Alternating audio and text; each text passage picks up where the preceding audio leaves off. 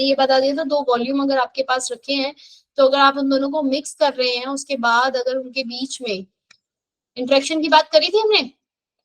तुम बड़े पीछे चल रहे हो, मतलब ऐसे कैसे हो सकता है कि तुम पीछे चल रहे हो? ए कल भी है ना तुम्हारी क्लास? Yes ma'am. चलो, ए मॉलिक्यूल के बीच में जो बच्चे इंटरेक्शन होती है, ए और ए मॉलिक्यूल के बीच में जब आपकी इंटरेक्शन होगी तो बीबी के बीच में जो इंटरेक्शन है वो काफी स्ट्रॉन्ग है। वो क्या है आपकी? स्ट्रॉन्ग इंटरेक्शन है। लेकिन जब आपने इन दोनों को मिक्स किया, ई ए बी जो बना, अब जो इन दोनों के मॉलिक्यूल के बीच में जो इंटरेक्शन थी वो क्या हो गई? कम हो गई। क्या हो गई? कम हो गई, जिसकी वजह से जब आपके ये पहले सपोज इथेनॉल एक मॉलिक्यूल था C2H5OH, इथेनॉल था, और इसमें आपने वाटर ऐड कर दिया या फिर ईथर ऐड कर दिया या एसीटोन ऐड कर दिया, भाई इनके बीच में अच्छी खासी हाइड्रोजन बॉन्डिंग थी। इनको ऐड करने के बाद क्या हुई? हाइड्रोजन बॉन्डिंग टूट गई। अगर चीजें रिपीट हो रही होगी तो मुझे बता देना, मैं बिल्कुल भूल चुकी हूँ कि तुम्हारी क्लास में क्या चल रहा था। मैम आप पोल नहीं करवाओगे? पोल कब करवाओगे? पोल? पोल की बात कहाँ से आ गई भाई?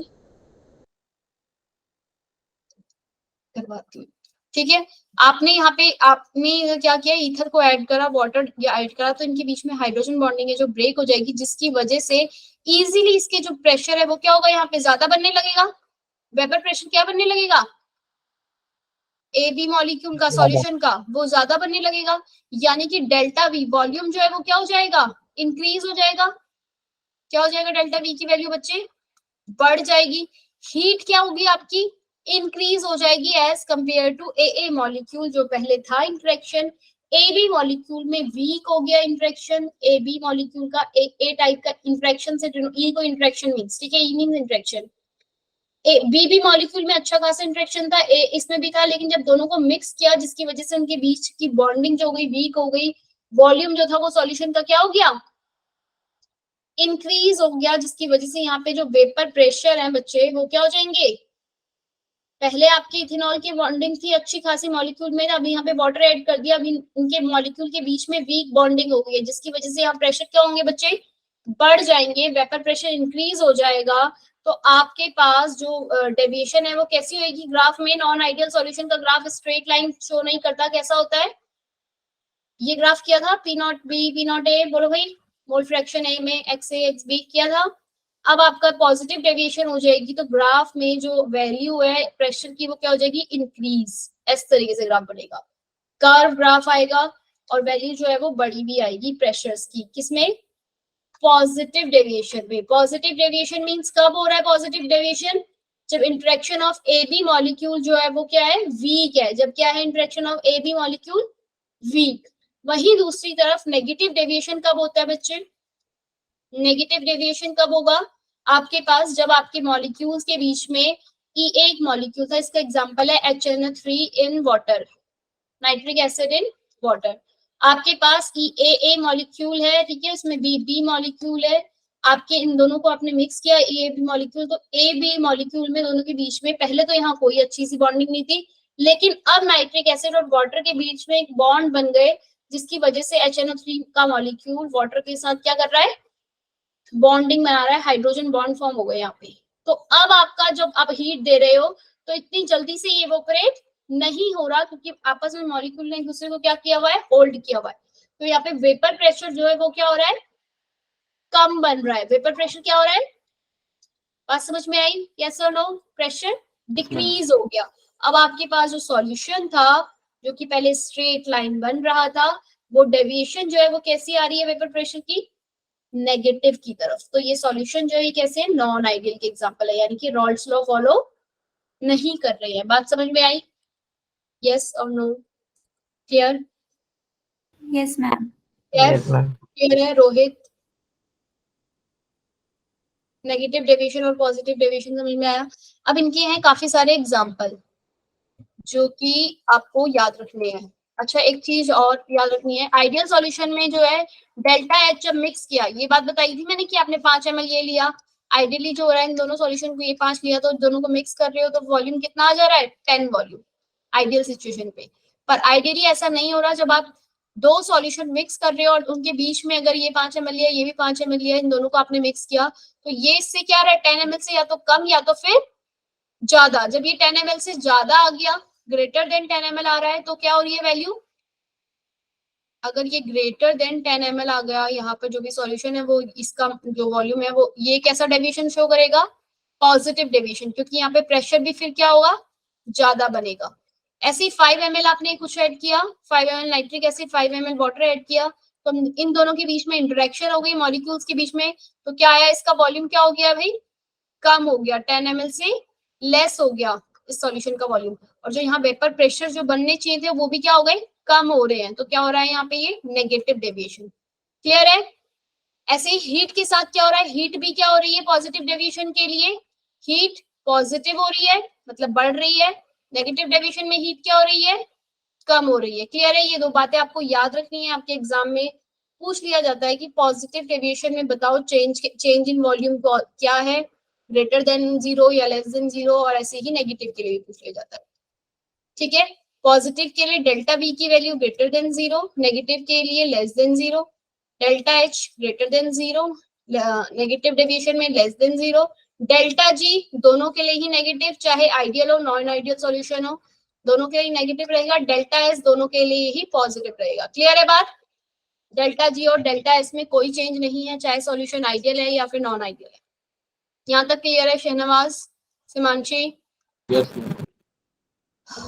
मैम। अच्छा ठीक है आदर्श, मैं बोल दूंगी सोफिया मैम को। मैम बोलो भाई सिमांशी। मैम डेल्टा एच बड़ा है मैम, इसका मतलब जो हमारा सॉल्यूशन है वो मैम पॉजिटिव पॉजिटिव डेविएशन दिखाएगा। उसके बीच में मतलब कि एंथैल्पी जो है, हीट ऑफ एंथैल्पी जो है वो बढ़ रही है, वो क्योंकि उन दोनों के बीच में क्या हो रहा है? जो डेल्टा एच है, चेंज इन एंथैल्पी है, वो बढ़ रहा है। बात समझ में आई? Yes ma'am. अब अगर आ जाते हैं हम इनके एग्जाम्पल्स बताने थे। एग्जाम्पल को जरा ध्यान से देखो, मैंने 7-8 एग्जाम्पल करवाए हैं आपको। आइडियल सॉल्यूशन कैसा होता है? बेंजीन और टोलिन, हेक्सेन और हेप्टेन, और ब्रोमोइथेन और क्लोरोइथेन क्या है आपके आइडियल सॉल्यूशन के एग्जाम्पल है। क्लियर है बात? Ethyl bromide, ethyl iodide, chloride bromide, ये सब क्या है आपके आइडियल सॉल्यूशन, जहां पर कोई इंट्रैक्शन नहीं है मॉलिक्यूल के बीच के। Chloroethane, bromoethane, benzene, toluene and hexane and heptane, ये सब क्या आइडियल सॉल्यूशन के। ये जो एसीटोन और इथेनॉल है, ये एग्जांपल किसका है बच्चे? एसीटोन और CH2, वाटर और मिथेनॉल, ये एग्जांपल है आपके पॉजिटिव डेविएशन के। पॉजिटिव। और ये है आपके नेगेटिव डेविएशन के एग्जांपल, एसीटोन प्लस एनिलीन या acetone plus chloroform, methanol plus acetic acid. ठीक है भाई? बोलो भाई, बात समझ में आई? ये याद रख लेना, ये याद रखने आपको एग्जांपल, कल की क्लास में पूछूंगी मैं। 68% नाइट्रिक एसिड जो है वो आपका क्या भाई? अब पोल कह रहे थे ना, कल इसी चीज का पोल करवाऊंगी। सारे पॉजिटिव एंड नेगेटिव डेविएशन के एग्जांपल होंगे। एसिटिक एसिड 68% नाइट्रिक एसिड जो होता है वो आपका नेगेटिव डेविएशन शो करता है। वाटर और इथेनॉल, क्लोरोफॉर्म और CCl4, और क्या है भाई ये साथ में? टोलुइन और ये क्लोरोफॉर्म जो है आपका CCl4, ये क्या है आपके पॉजिटिव डेविएशन। पॉजिटिव डेविएशन जहां दोनों मॉलिक्यूल के बीच में कोई इंट्रैक्शन नहीं है, जो वीक कर रहा है। जैसे इथेनॉल का अच्छा खासा बॉन्ड था वाटर डालने से और वीक हो गया। क्लोरोफॉर्म पे अच्छी खासी बॉन्डिंग थी, जो कि टेट्रा ये क्लोराइड डालने की वजह से वीक हो गया। लेकिन नेगेटिव डेविएशन वहां होता है जहां पे बॉन्ड के बीच में हाइड्रोजन बॉन्डिंग या फिर कोई बॉन्ड हो, जैसे नाइट्रोजन और हाइड्रोजन आपस में बॉन्ड बना रहे हैं। क्लोरोफॉर्म और डाइथाइल ईथर भी आपस में क्या करेंगे? CH3 है, ईथर है, क्या करेगा आपस में? हाइड्रोजन बॉन्डिंग हो जाएगी। ऐसी वाटर और HCl के बीच में भी क्या हो जाएगा? बॉन्ड बन जाएगा। बात समझ में आई? एसीटोन और एनिलीन बॉन्ड बना लेंगे, मिथेनॉल और एसिटिक एसिड बॉन्ड बना लेंगे। ठीक है? वहां जहां बॉन्ड बन रहा है वो नेगेटिव डेविएशन शो कर दे रहे हैं, जहां नहीं बन रहा वो पॉजिटिव डेविएशन। ठीक है? अब हमने पढ़ा था, जो अभी तक हमने जितना भी पढ़ा था वो सब था आपका वोलेटाइल। क्या था भाई? Volatile solution. जब आपने पढ़ रहे थे ना, ये वाला ये पढ़ लिया, ये वाला फॉर्मूला जो पढ़ लिया ना, P total of PA plus PB XA P not A plus XB P not B। बोलो भाई, किया नहीं किया ये दिन? यस और नो? Yes ma'am. इससे रिलेटेड न्यूमेरिकल भी किया था। अगर मुझसे वेपर फेज में पूछ लिया जाए बताओ इसका मोल फ्रैक्शन कितना है, तो क्या लिखती थी, p a upon p total y x a का। अगर मुझसे mole fraction of vapour phase में पूछ लिया जाए तो पी बी, हाँ या ना बोल दो, नहीं तो मैं दोबारा से इसका न्यूमेरिकल करवा दूंगी। किया था इससे रिलेटेड हमने कोई न्यूमेरिकल?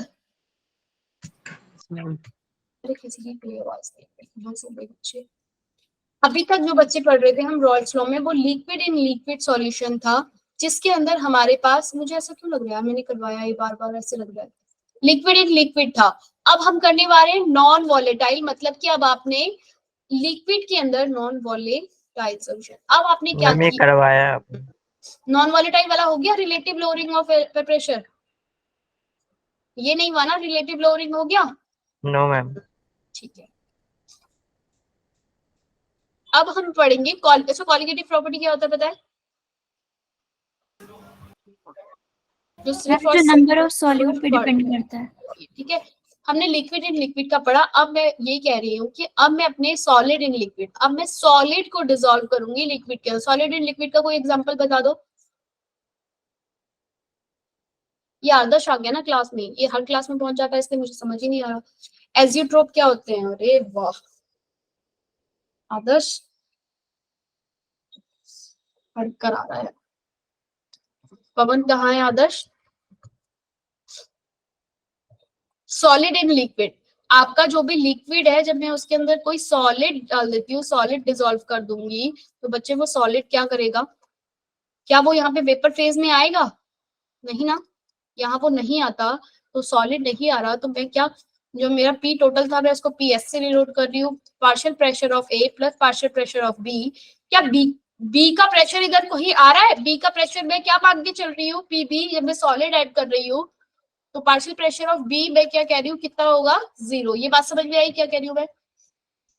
जब आपने किसी भी सॉल्यूट के अंदर किसी भी सॉल्यूशन के अंदर कोई सॉलिड चीज डाल दी, कोई सॉलिड चीज डाल दी, तो पार्शियल प्रेशर ऑफ बी क्या हो जाएगा बच्चे? 0।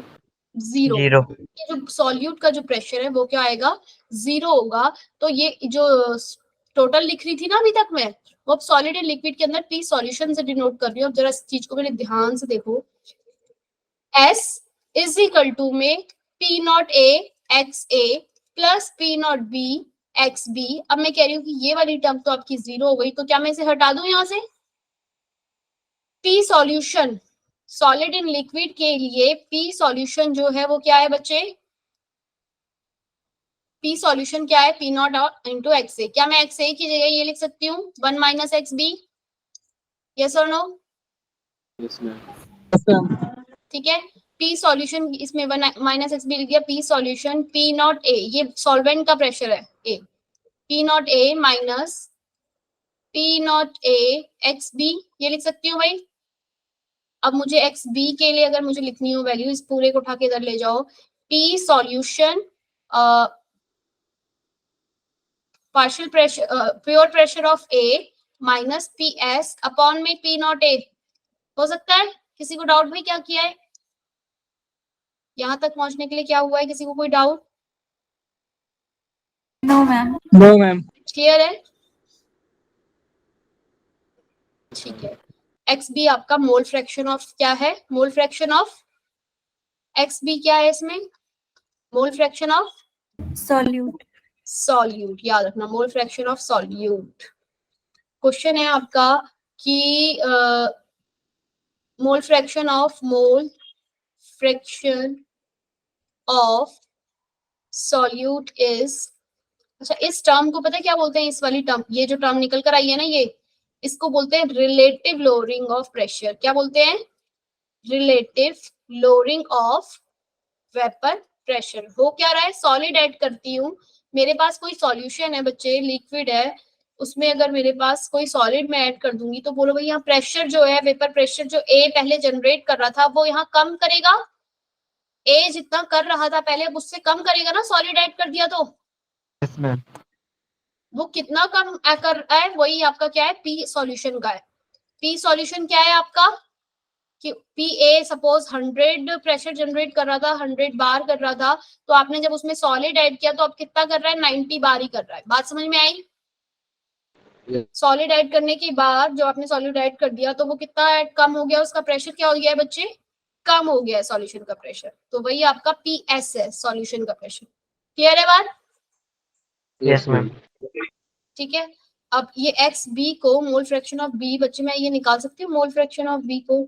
इस वाली पूरी टर्म को बोलते हैं रिलेटिव लोअरिंग ऑफ प्रेशर, और इस वाली पूरी सिर्फ इस हिस्से को बोलते हैं लोअरिंग। कभी कभी क्वेश्चन में आ जाता है lowering of vapour pressure is this, find out the pressure. Lowering of vapour pressure is 80, find out solution pressure is this, find out the solvent pressure. निकाल लोगे? बोलो भाई P नॉट A में से माइनस PS की अगर value given है, PS given है, PA निकाल सकते हो? इसको क्या बोलते हैं, lowering of vapour pressure. Clear है भाई? कैफ क्लियर है Yes, भाई? ma'am. कैफ कैफ क्या नाम है भाई, कैफ, शहनवाज, जयचंद, अमर, क्लियर है बच्चे यहाँ तक? Yes, ma'am.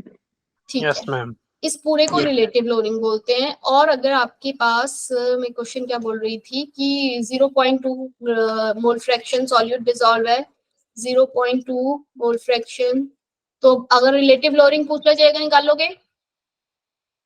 Yes, ma'am. क्या होगा? 0.2 अगर सॉल्यूट डिसॉल्व किया, रिलेटिव लोअरिंग क्या निकल कर आएगी?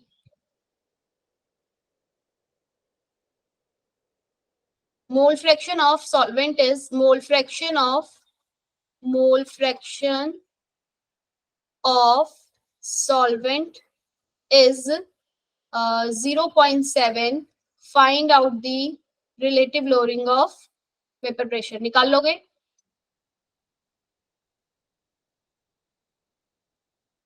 बहुत इजी क्वेश्चन है। आदर्श,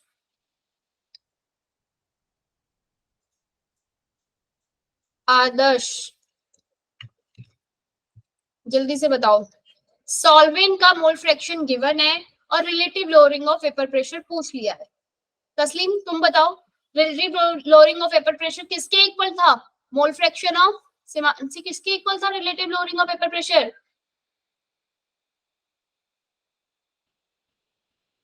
अरे मेरी आवाज नहीं आ रही है, तुम लोगों ने अपनी आवाजें बंद कर ली है। हेलो हेलो हेलो, तस्लीम एक बार बोलना, आ रही है आवाज? बच्चे मोल फ्रैक्शन ऑफ सॉल्यूट के बराबर था ना relative lowering of vapour pressure. XB is equal to में क्या आया था, P not A minus PS upon में P नॉट A, यही था। यानी कि रिलेटिव लोअरिंग किसके बराबर है, सॉल्यूट के मोल फ्रैक्शन के। सॉल्वेंट का मोल फ्रैक्शन गिवन है, सॉल्यूट का निकाल सकते हो, यस और नो? दोनों का मोल फ्रैक्शन का सम 1 होता है। ma'am. सॉल्वेंट का गिवन है, सॉल्यूट, अरे तुम लोग अपने गले गाना वाना गाना है क्या कहीं तुमने स्कूल में, है भाई? निखिल आंसर बताओ बच्चे, माइक ऑन करो अपने अपने। अमर 0.3. Yes, ma'am. हाँ 0.3 हो जाएगा। आंसर बताओ भाई Amar. Mole fraction of solute, solvent का गिवन है, मोल फ्रैक्शन ऑफ सॉल्यूट के बराबर होता है आपका relative lowering of vapour pressure. ऐसे कैसे काम चलेगा भाई? तुम लोग ऐसे आंख कान बंद करके अगर सिर्फ सुनते रहोगे, जवाब नहीं दोगे। ठीक है भाई निखिल कमेंट ही कर दो फिर। क्लियर है भाई? अजय, सिमांशी, जयचंद, शहनवाज। आपका सॉल्वेंट का मोल फ्रैक्शन गिवन था, अपने सॉल्यूट के बराबर होता है, तो आपने 0.3 सॉल्यूट का एक छोटा सा क्वेश्चन आ जाता है एग्जाम में करने के लिए। ठीक है, अब आप क्या बोलते हैं वो निकाल सकते हो। XB की जगह मैं ये लिख सकती हूँ नंबर ऑफ मोल B के, नंबर ऑफ मोल्स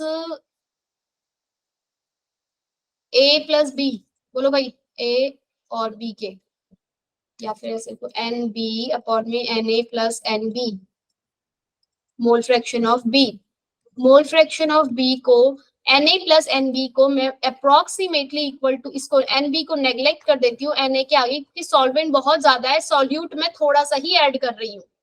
तो इसलिए number of moles of solvent बहुत ज्यादा होंगे एज कंपेयर टू जो मैंने सॉलिड ऐड किया उसके, इसलिए मैं इसको क्या कर देती हूँ, नेग्लेक्ट कर देती हूँ number of moles of a. बोलो, लिख सकती हूँ ऐसे, number of moles of b की जगह में लिख सकती हूँ गिवन मास अपॉन में molar mass, number of moles a की जगह में लिख Yes, सकती ma'am. हूँ गिवन वेट सॉल्वेंट का मास और अपॉन में molar mass of solvent. Yes, ma'am. Adarsh mic on करके भाई जवाब दो फटाफट से।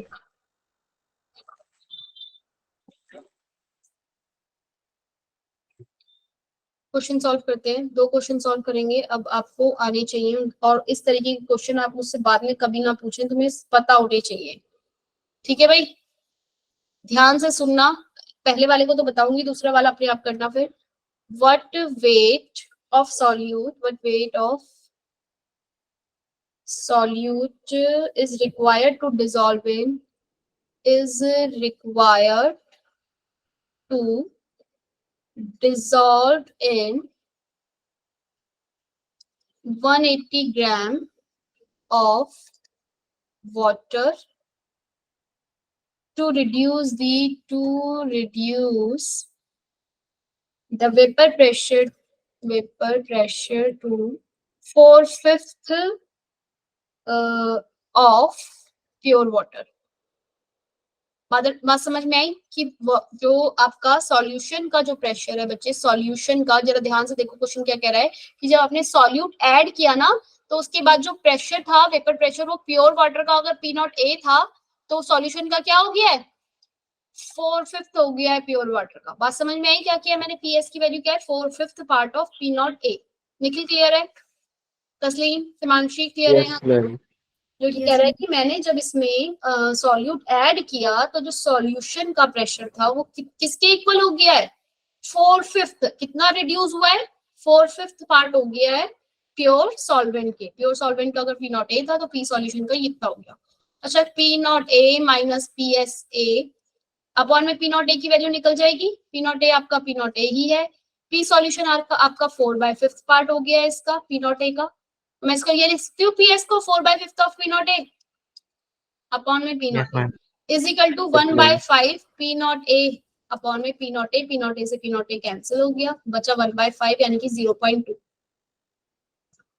बात समझ में आया 0.2 कैसे आया? कोई है जिसे समझ ना आया हो हैंड रेज करो। जयचंद, अमर, रिपीट करना है तो पूछ लो भाई।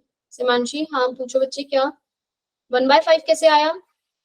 मैम ये लास्ट का स्टेप एक बार समझा दो। 1/5 कैसे आया, नहीं समझ में आ रहा? एलसीएम लेके आप माइनस करोगे, 1 को माइनस करोगे 4/5 से। Yes, ma'am. नहीं आया शिवांशी? मुझसे मैम, आ पूछो ना, गया। क्या समझ नहीं आया? ये इसको ऐसे ही तो माइनस करोगे, 1 multiply by 5 1 5 clear.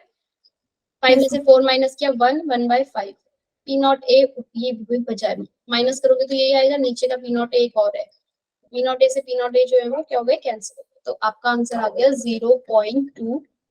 Relative lowering of vapour pressure अगर पूछा होता तो वो आया है 0.2, लेकिन उसने मुझसे पूछा क्या है, मोलर मास नहीं, वेट ऑफ सॉल्यूट पूछा है, Weight of solute. सॉल्यूट। ठीक है, what weight of solute is required to dissolve.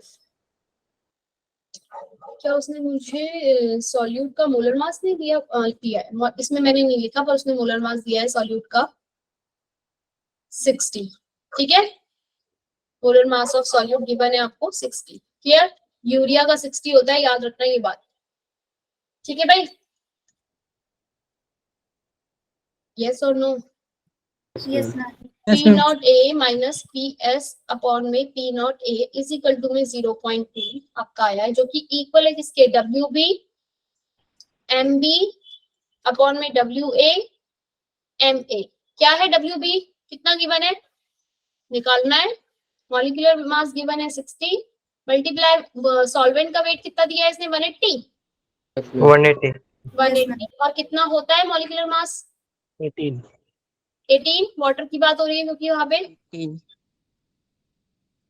बोलो भाई 18 होता है ना, 1/2 Yes, ma'am. कितना आ रहा है, 120 ग्राम। गिवन मास कितना आया, मल्टीप्लाई कर दूंगी तो जाके 120 ग्राम। बात समझ में आई? बोलो भाई हाँ या ना। Yes ma'am. Yes, ma'am.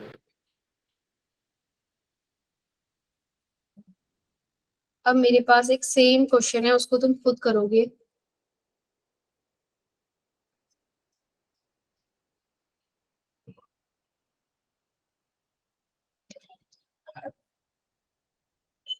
दो क्वेश्चन करवाती हूँ। The vapour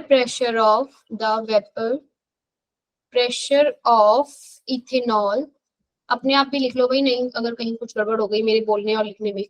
ethanol and methanol, अच्छा ये क्वेश्चन तुम्हें हमेशा के लिए आ जाने चाहिए। अब methanol are 44.5 mmHg and 88.7 mmHg, यानी कि इथेनॉल का प्रेशर ये है और मिथेनॉल का ये है। क्लियर हुई बात भाई? रिस्पेक्टिवली लिखने की तो जरूरत नहीं है ना भाई। अब पूछा इसने N ideal solution is prepare and, ये अच्छा रिलेटिव लोडिंग से नहीं है क्वेश्चन। एन आइडियल सॉल्यूशन, कभी तुम वही ढूंढते रहो। An ideal solution is prepared at, an ideal solution prepared at the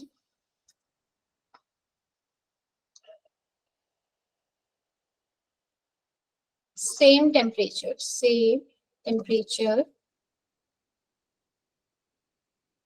by mixing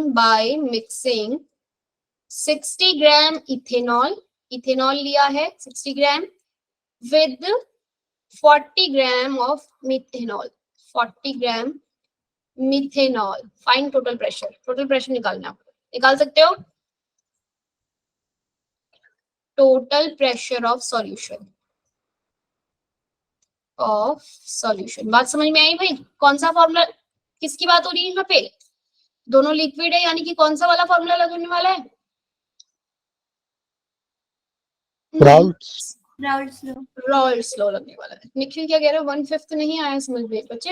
1/5 आपका वो जो क्वेश्चन था वहां पे वो रिड्यूस हो गया था 4/5। पी सॉल्यूशन का प्रेशर 4/5 आया, ये समझ में आया? क्योंकि इसने लिखा है 4/5 रिड्यूस हो गया, यानी कि इनिशियली जो भी कुछ था उसका 4/5 हो गया।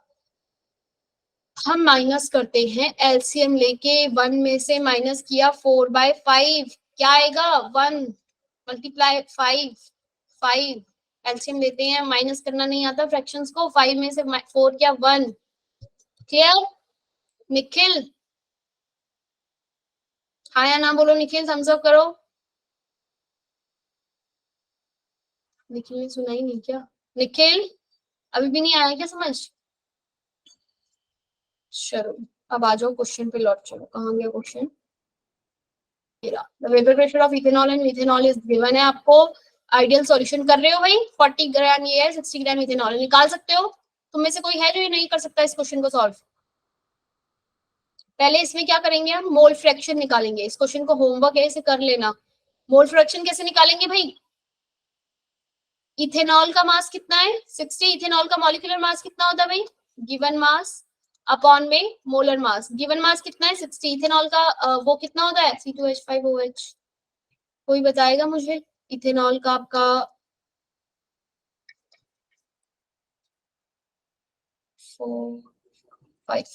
56 आता है। तस्लीम, सिमांशी, अपने हाथ वाथ चलाओ भाई, थोड़ा बैठे मत रहो हाथ बात के। कैलकुलेशन करना करो वही फटाफट से। कितना आ रहा है? कितना आ रहा है? 46 आ रहा है। ठीक है, मोलर मास कितना आ रहा है इसका? 46।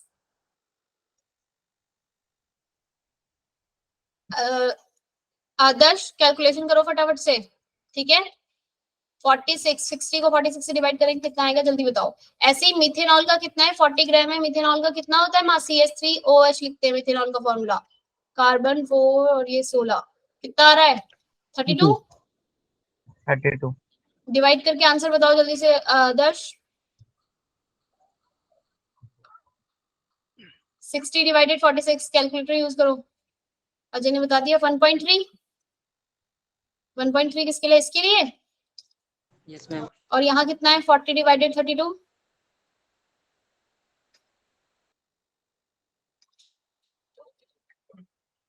1.25। 1.25, ठीक है। मोल फ्रैक्शन निकल जाएगा बोलो भाई।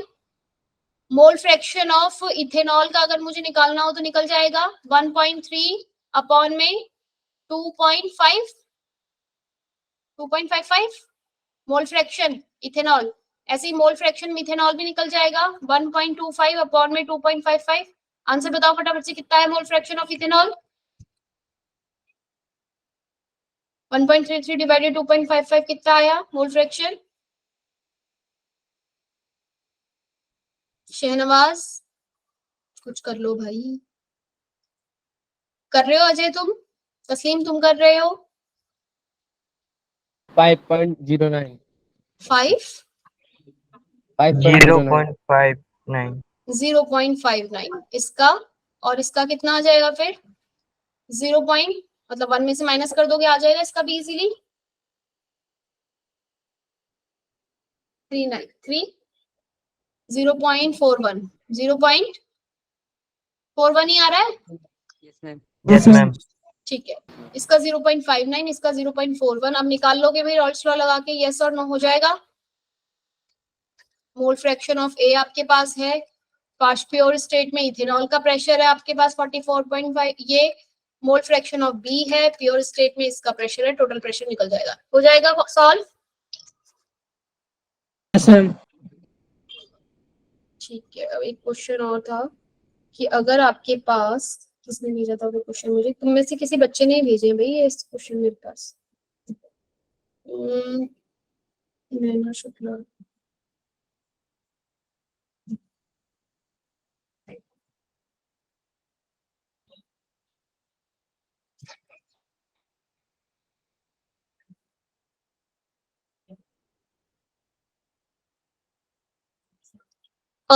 ये क्वेश्चन समझ में आया? अब तो कभी दिक्कत नहीं होगी ना भाई करने में? No ma'am. हो जाएंगे रॉल्स लॉ के सारे क्वेश्चन, रिलेटिव लोडिंग के जो क्वेश्चन किया वो भी हो जाएगा। कि रिलेटिव लोडिंग भूल गए क्या है? इस क्वेश्चन को खुद करके देखना जरा, कर पा रहे नहीं कर पा रहे। When dissolved in 78 gram of benzene, 78 gram of benzene reduced its vapor pressure,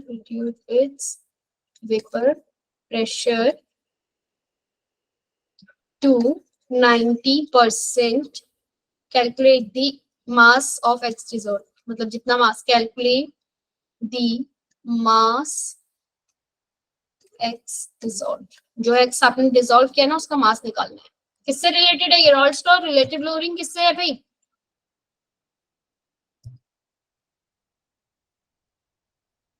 किससे रिलेटेड क्वेश्चन है ये? Relative loading. आपका वेपर प्रेशर रिड्यूस हो गया है 90%, वहां पे 4/5 पार्ट रिड्यूस हुआ था, यहाँ पे कितना रिड्यूस हुआ है? 90%। सेम है, बाकी चीजें कर लोगे। Yes ma'am. शिवांशी, अजय, निखिल,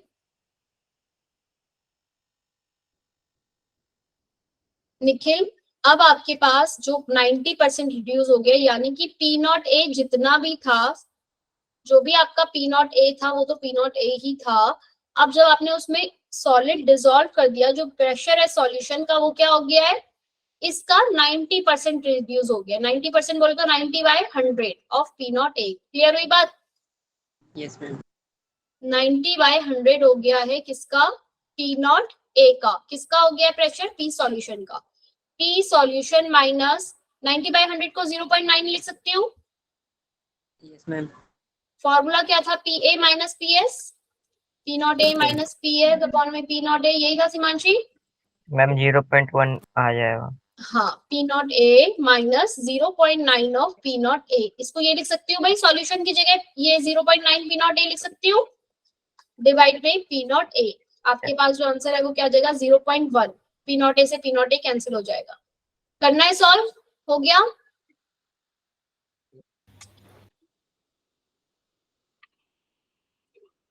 निखिल बताएगा। निखिल, सिमांशी, अमर, हो गया सॉल्व बच्चे? Yes ma'am. ठीक है, इसका जो आंसर है वो आ गया 0.1 आपका। अब आपको इसमें मोलर मास निकालना है किसका? सॉल्यूट जो आपने डिसॉल्व किया है, वो सॉल्यूट आपने कितना डिसॉल्व किया है, मोलर मास इसका 50 है और कितना डिसॉल्व किया है वो निकालना है। आपके पास फॉर्मूला है, जो भी आपका रिलेटिव क्लोरीन होता है वो कितना आया 0.1 डिवाइड इक्वल टू किसके WB, MB कितना है 50, Yes, ma'am. सॉल्वेंट का मास कितना है, सॉल्वेंट का मास कितना है और मोलर मास कितना है, जल्दी बताओ। कॉम्पिटिटिव एग्जाम का क्वेश्चन है ये। सॉल्वेंट का मास कितना है, 70. 78. हाँ 78 ग्राम बेंजीन में डिसॉल्व किया है ना उसको मैंने, तो सॉल्वेंट का जो मास है वो कितना है 78। मोलर मास कितना होता है बेंजीन का 78, ठीक है। तो अब 78 से 78 कैंसिल, गिवन मास कितना आ जाएगा सॉल्यूट का 5 ग्राम। क्लियर, इजी क्वेश्चन था ना, पर बस एग्जाम तक याद रहे, ये दुआ करो तो आप इजीली से कर पाओगे। ठीक है भाई, एग्जाम तक बस फॉर्मूला याद रहने चाहिए आपको कि सॉलिड आप डिसॉल्व करते हैं, प्रेशर आपका रिड्यूस हो जाता है। अब प्रेशर रिड्यूस हो गया बच्चे, तो अगर किसी भी सॉल्वेंट में, मतलब जो भी आपका सॉल्वेंट था कि हमने सॉलिड डिसॉल्व किया जिसकी वजह से प्रेशर कम हो गया, प्रेशर कम होगा तो बॉइलिंग पॉइंट में क्या हो जाएगा, बॉइलिंग पॉइंट क्या हो जाएगा उसका, इंक्रीज कर जाएगा। बोलो भाई, इंक्रीज करेगा ना बॉइलिंग पॉइंट। अभी किसी बच्चे ने, भाई आदर्श ने पूछा था मुझसे एजियोट्रॉपी क्या है, मैंने शायद तुम्हें से किसी को तुम्हें बताया एजियोट्रॉपी मींस क्या। एजियोट्रॉपिक, जो भी आपका यहाँ पर सॉल्यूशन है, यहाँ पर इसकी जो कंपोजिशन है, सपोज इथेनॉल और वाटर 2:1 रेशियो में था। एजियोट्रॉपी मींस क्या, कि जब मैं इसे इवोपरेट, ऐसा सॉल्यूशन जब मैं इसे इवोपरेट करूंगी तो जो यहाँ पे जो इसके गैसेस बनी उसमें भी इथेनॉल और वाटर जो है वो कितने रेशियो में होगा, 2:1, मतलब उनका रेशियो जो है वो सेपरेट नहीं होगा। मैं इसको डिस्टिलेशन मेथड से अलग नहीं कर सकती। बात समझ में आई मयंक? आपके पास जो भी सॉल्यूशन था, जितना सॉल्यूशन में जो आपके जो भी रेशियो थे लिक्विड का, वही उनके वेपर फेज में भी रेशियो क्या रहेगा, सेम रहेगा। बात समझ में आई? एजियोट्रॉपिक सॉल्यूशन बोलते हैं, एजियोट्रॉपिक सॉल्यूशन। एजियोट्रॉपिक में दो बातें होंगी, या तो बॉइलिंग पॉइंट बढ़ेगा या तो बॉइलिंग पॉइंट क्या हो जाएगा, कम हो जाएगा। पॉजिटिव डेविएशन जब आपका हो रहा था रॉल्स लॉ में तो क्या होएगा, मिनिमम बॉइलिंग पॉइंट। बोलो भाई, Yes, ma'am. Yes, अगर ma'am. वेपर प्रेशर आपके बढ़ जाएंगे, वेपर प्रेशर बढ़ जाएंगे, पॉजिटिव डेविएशन हो जाएगा, तो बॉइलिंग पॉइंट क्या हो जाएगा उसका, कम, क्योंकि वेपर प्रेशर तो जल्दी से बढ़ गए, बॉइलिंग पॉइंट तो अब जल्दी से आ जाएगा। जैसे ही vapour pressure, boiling point means क्या होता है भाई, जब प्रेशर बराबर हो जाता है एटमॉस्फेरिक प्रेशर के, तो हम क्या बोलते हैं, बॉइलिंग पॉइंट आ जाता है। Yes, ma'am. आपने कोई भी Yes, चीज ma'am. बॉईल करी है, प्रेशर ऑलरेडी बहुत सारा बन गया, तो यानी कि बॉइलिंग पॉइंट जल्दी आ जाएगा। तो जो भी आपके पॉजिटिव डेविएशन होते हैं उनके लिए यूज होती है term minimum boiling point azeotrope, minimum boiling point. और नेगेटिव डेविएशन के लिए हम बोलते हैं कि क्या हुआ है। अच्छा, क्वेश्चन ऐसे भी आ सकता है कि मैक्सिमम बॉइलिंग पॉइंट एजियोट्रॉप के एग्जांपल बताओ, या फिर मैक्सिमम बॉइलिंग पॉइंट के एग्जांपल लिखो। क्लियर? तो वो किसके एग्जांपल पूछ रहा है आपसे, नेगेटिव डेविएशन। Negative. ठीक है, बॉइलिंग पॉइंट तुम सबने पता ही चल गया कि जब आपका प्रेशर बराबर हो गया है किसके, एटमॉस्फेरिक प्रेशर के, तो मैं उसको बोलती हूँ एलिवेशन इन बॉइलिंग पॉइंट। जब आप सॉरी, बॉइलिंग पॉइंट क्या होता है आपका, बढ़ जाता है एटमॉस्फेरिक प्रेशर के बराबर। अगर आपका टेम्परेचर एटमॉस्फेरिक प्रेशर के बराबर आपका जो ये गैस का प्रेशर है वो एटमॉस्फेरिक के बराबर हो जाता है, तो कोई भी चीज आपकी बॉइल करना स्टार्ट कर जाती है। जब आपने अपने सॉल्यूशन के अंदर सॉलिड ऐड कर दिया, अब यहाँ सरफेस पे ए का मॉलिक्यूल है, ए का मॉलिक्यूल है, ए का मॉलिक्यूल, कुछ कुछ मॉलिक्यूल यहाँ पे बी के भी है भाई, आपने सॉलिड ऐड किया जो उसके भी आ गए। बोलो भाई। अब जो ये सॉलिड है ये ए को यहाँ पर उड़ने से क्या करेगा, रोकेगा। क्या करेगा, रोकेगा, जिसकी वजह से वेपर प्रेशर जितना पहले बन पा रहा था उतना अब नहीं बनेगा। वेपर प्रेशर क्या हो गया, कम बनेगा, जिसकी वजह से जो बॉइलिंग पॉइंट है उसमें क्या हो जाएगी भाई, एलिवेट हो जाएगा। मतलब बॉइलिंग पॉइंट क्या हो जाएगा बच्चे, बढ़ जाएगा। इसी यही एक मेरी कॉलिगेटिव प्रॉपर्टी है, इलिवेशन इन बॉइलिंग पॉइंट। बात समझ में आई क्या कह रही हूँ मैं, आया ना, जल्दी बताओगी। आवाज नहीं आई किसी की मुझे। सिमांशी, सीमांश, आपके पास सॉल्वेंट का वेपर प्रेशर जो भी था, अब जब आपने उसमें कोई भी सॉलिड डाल, वेपर प्रेशर कुछ भी था, उसका बॉइलिंग पॉइंट ये था TB, लेकिन जब आपने उसमें कुछ सॉलिड डाल दिया तो अब उसका वेपर प्रेशर क्या हो गया, डिक्रीज हो गया, और बॉइलिंग पॉइंट क्या हो गया उसका, इंक्रीज। इंक्रीज इंक्रीज इस टर्म्स को याद रखना, इलिवेशन मींस बढ़ना, तो याद रखना सॉलिड डालने के बाद आपका बॉइलिंग पॉइंट हमेशा इलिवेट हो रहा है, आपका हो गया elevation in boiling point. Elevation जो ये चेंज हुआ है ना, चेंज इन डेल्टा TB, ये आपका डायरेक्टली प्रोपोर्शनल होता है मोलैलिटी के। बात समझ में आई?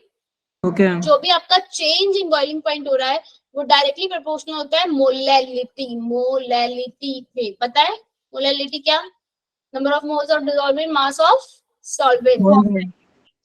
ठीक है, अब ये डेल्टा TB KB का, इसका प्रोपोर्शनलिटी का साइन हटाया, इसकी जगह KB हटाया, इसके क्या क्या नाम है वो सुन लो। इसको बोलते हैं मोलल इलिवेशन कांस्टेंट, या फिर कभी कभी एग्जाम में आ जाता है ebullioscopic constant, value find out करो, या फिर इबिलियोस्कोपिक कांस्टेंट बताओ क्या है, लिख लोगे E, इबिलियोस्कोपिक कांस्टेंट। क्लियर है? KB, यस और नो? Yes, ma'am. मोलैलिटी कैसे निकालते हैं ये बात पता है? Yes, ma'am.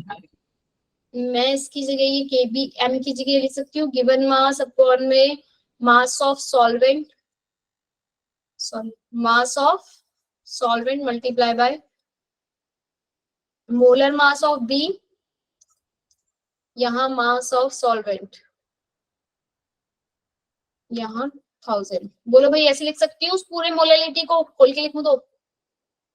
Yes, ma'am.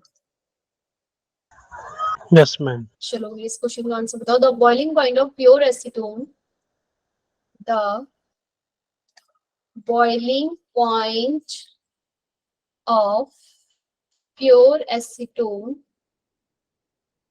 is 56.38 degrees Celsius when 0.707 gram of compound dissolved in 10 gram of acetone. There is elevation to 56.88 degrees Celsius. But in boiling point में elevation हो गया कितना? थोड़ा सा ही हुआ है, देख रहे हो कितना elevation हुआ है? डेल्टा TB कितनी वैल्यू कितनी है ये जल्दी बताओ।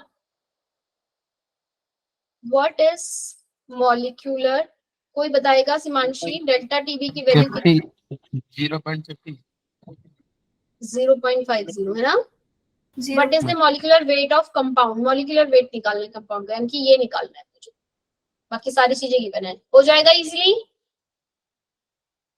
KB की वैल्यू भी आपको गिवन होगी 1.72। एसीटोन के लिए ये हर किसी के लिए अलग अलग होती है, एसीटोन के लिए KB की वैल्यू जो है वो है 1.72 केल्विन पर मोल पर, सॉरी केजी। ठीक है, डेल्टा TB कितना है? 0.5। गिवन मास कितना था? 0.70। मोलर मास आपको निकालना है। मास ऑफ सॉल्वेंट कितना गिवन था भाई? मास ऑफ सॉल्वेंट कितना गिवन है? 10 gram. Good, mass of solvent 10 ग्राम, 1000 से उसको करा डिवाइड, क्योंकि आपको किलोग्राम में कन्वर्ट करना है। आपका जो मॉलिक्यूलर मास है वो आ रहा है, कितना आ रही है वैल्यू, कोई बताएगा? इसमें 1.72 भी मल्टीप्लाई करेंगे, KB की वैल्यू है, MB की वैल्यू आ गई 243.2। बोलो भाई समझ में आया? यस और नो? क्लियर है?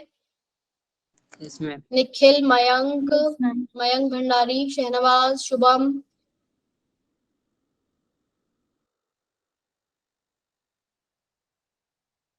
मॉलिक्यूलर मास आपका निकल जाएगा। इसी तरीके से आपको जो है वो क्वेश्चन करने हैं। सेम चीज आपकी होती है डिप्रेशन इन फ्रीजिंग पॉइंट में।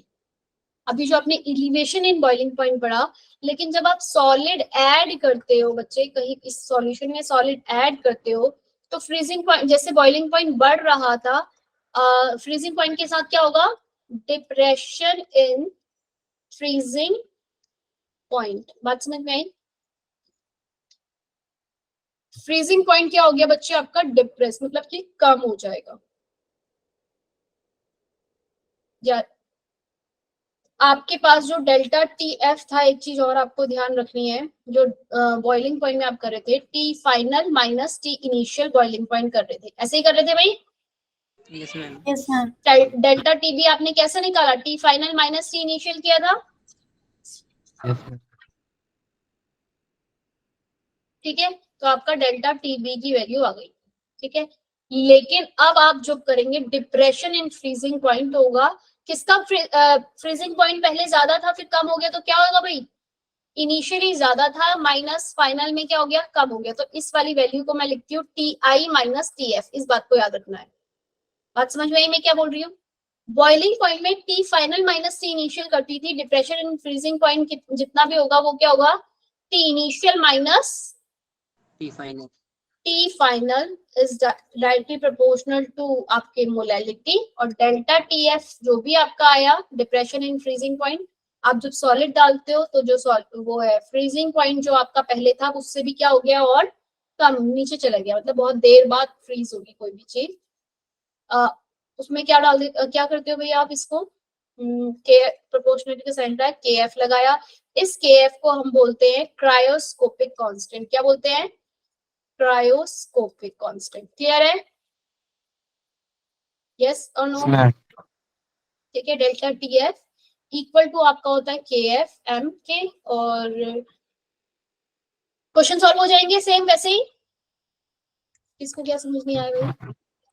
एम मोलैलिटी है। एम मोलैलिटी है, यस।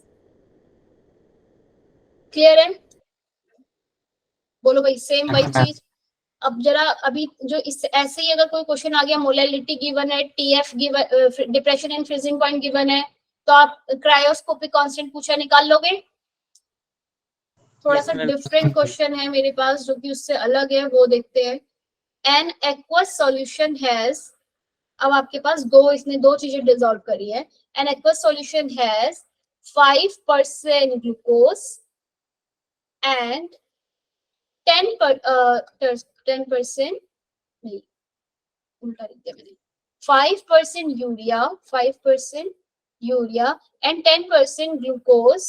क्या किया आपने, बाय वेट। ग्लूकोज, ये 10% बाय वेट का मतलब क्या है हमें पता है, 5% बाय वेट का मतलब क्या है पता है? सीमांशु तुम बताओगी?